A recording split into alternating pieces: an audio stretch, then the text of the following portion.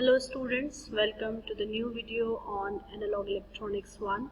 Myself Gunjan Mittal Roy in the Department of Electronics and Communication Engineering in JAMTech Greater Noida.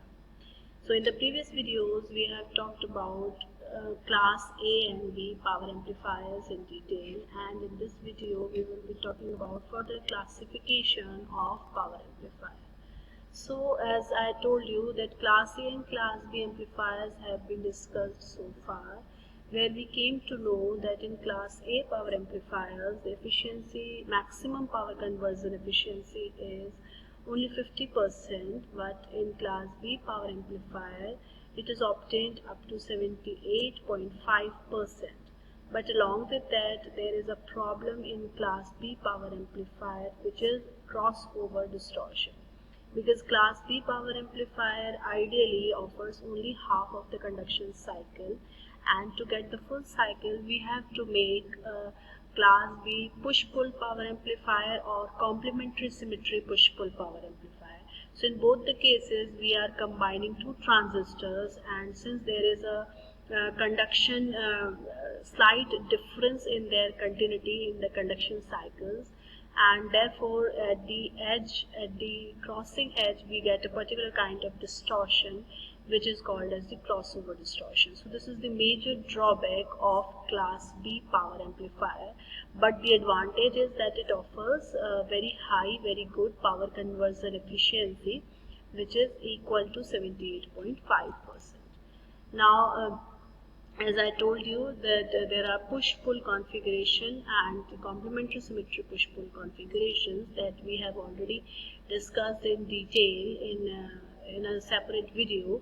So here I would just like to say that the two transistors are used for conducting for two half cycles, and since the transistors cannot be perfectly matched, there is a potential drop of 0.7 volt across the input PN junctions of both the transistors. So therefore they are not perfectly timed up so that the end of one cycle offers the beginning of another cycle, and therefore we get a particular transition drawback or problem which is obtained at the crossing edges. These are the crossing edges defined by the circles. So at the crossing edges we get distortion, which is because of the discontinuities or a slight delay in the conduction timings, and therefore this particular kind of distortion is called as the crossover distortion. This is the biggest drawback of class B push-pull power amplifiers. Now, so in order to overcome this crossover distortion, basically before we before we want to wind up the crossover distortion, we should basically deal in detail with it, that why does it happen. So for that, the reason is that there are two transistors involved in class B push-pull power amplifier, and both the transistors, one transistor is working for first quadrant, and the other transistor is working in third quadrant, and for both the transistors the cut-in voltage is 0.7 volt. So if we if we make a continuous graph of it, it will be coming back to this axis and there will be a slight transition delay. So this is called the dead zone. Here we are getting a dead zone, and for that dead zone we do not get any voltage, any output, and this dead zone refers to the crossover distortion, since it is occurring at the crossing edge or meeting edges of the two halves. So this is a particular kind of distortion which occurs in class B push-pull power amplifiers. Now to overcome this distortion, another category of power amplifiers is called as class AB power amplifier. So why the name is given as class AB? Because the characteristics of class AB amplifier is in between of that of class A power amplifier and class B power amplifier. in a way that in case of a class A power amplifier, the conduction, the Q point lies exactly at the middle of the load line, whereas in case of class B power amplifier, the Q point lies at the cutoff axis. So in case of class A, I have mentioned you in the previous videos that the Q point lies at the middle of the load line, but in case of class B power amplifier, the Q point lies exactly at the cutoff axis. In case of class AB power amplifier, neither the Q point is at the middle of the load line nor it is at the axis, but it is somewhere between the middle of the load line and cutoff axis. So it is having the properties of both A and B, or in between of A and B, and therefore it is called as the class AB power amplifier. We also know that in case of a class A power amplifier, we get full wave cycle, a full cycle at the output, whereas in case of class B power amplifier, we get only half cycle since the Q point was at the cutoff axis.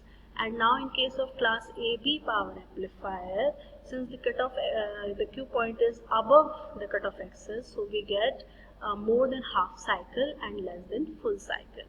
So because it is above the cutoff axis, it means a small bias is already given to the transistor so that it overcomes the depletion barrier and overcomes the potential drop across the input PN junction, and therefore there is no time difference between the two conduction cycles, and because of that the two transistors output exactly matches with each other, two halves exactly matches with each other in such a way that they make a continuous full cycle, and there is no distortion observed at the crossing edges of the transistors. Crossing edges, and therefore the crossover distortion is overcome in class AB power amplifier. So how come the crossover distortion is nullified or overcome in class AB power amplifier? It is because in class AB power amplifier, the Q point is lifted up so that the initial bias is given to the transistor already, so that the voltage drop across the PN junction in order to overcome the depletion layer is not observed, and it is already there, and therefore the two halves of the transistors, the two half cycles, half voltage or current cycles of the transistors are so continuous that they form a full cycle, and we do not observe any crossover distortion. So this is the biggest advantage of class AB power amplifier. If we talk about its circuitry, so the circuitry is similar to that of the general other transistors, except that the Q point is at the above the cutoff axis, and the two transistors are so oriented as shown in this figure. Now the conduction angle, here it is also mentioned that the conduction angle is in between 180 degree to 360 degree. 180 degrees in the case of class B, 360 degrees in the case of class A. So in class AB it is somewhere between 180 degree to 360 degree. So it is more than half cycle and less than full cycle. And if we talk about the power conversion efficiency, we cannot mathematically derive, but we can relate with the fact that its characteristics are intermediate of class A and class B power amplifiers. So in that way, we can conclude that in case of a class A power amplifier, the maximum power conversion efficiency was 60%. And in case of class B power amplifier, the maximum power conversion efficiency was 78.5%. So in the case of class AB power amplifier, it will vary from 50 to 78.5, and it will go approximately up to 60%. So this is the power conversion efficiency of class B power amplifier. Now we come to class C power amplifier. So the class C power amplifiers are mainly used in tuned circuits or tank circuits in order to give the small pulses to the tank circuits to operate. So what are basically class C power amplifiers? In class C power amplifiers, the Q point lies below the cutoff axis.